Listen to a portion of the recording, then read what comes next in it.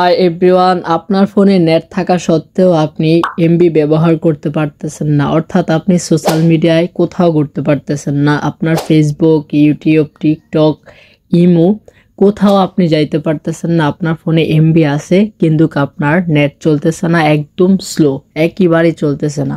তো আজকে আমি আমার এই ভিডিওতে আপনাদেরকে দেখাবো কিভাবে আপনি আপনার এই সমস্যা নেট প্রবলেম সমাধান করবেন। তার আগে আপনাকে স্বাগতম জানাই TAS ড্রিম টিভির পক্ষ থেকে। প্রিয় বন্ধু, আপনি যদি এই চ্যানেলে নতুন হয়ে থাকেন তাহলে অবশ্যই আমাদের চ্যানেলটি সাবস্ক্রাইব করে আমাদের সঙ্গে থাকবেন অ্যান্ড একটা লাইক তো হয়ে যাবে।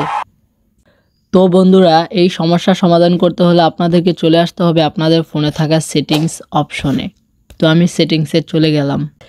এখানে এসে আপনাদেরকে সার্চ করতে হবে, আপনারা এখানে অপশনটা পাবেন না। তো আপনাদেরকে এখানে সার্চ বাটনে এসে লিখতে হবে মোবাইল, MOBILE, মোবাইল নেটওয়ার্কস। বুঝতে পারছেন? Mobile networks. এখানে আসার পর আপনারা আরেকটা অপশন পাবেন, সেটা হচ্ছে মোবাইল নেটওয়ার্ক, একই অপশন। তো আমি মোবাইল নেটওয়ার্কে ঢুকলাম। এখানে এসে আপনারা একটা সেটিংস পাবেন, সেটা হচ্ছে নেটওয়ার্ক মোড। তো এই নেটওয়ার্ক মোডের মধ্যে আপনারা ক্লিক করবেন। তো প্রিয় বন্ধুরা, আপনারা এখানে দেখতে পারতেছেন এখানে অনেকগুলো অপশন আছে। এখানে আছে 2G, 3G, LTE, গ্লোবাল। তো আপনাদের সিমটা হয়তো 3G হতে পারে, আবার 4Gও হতে পারে।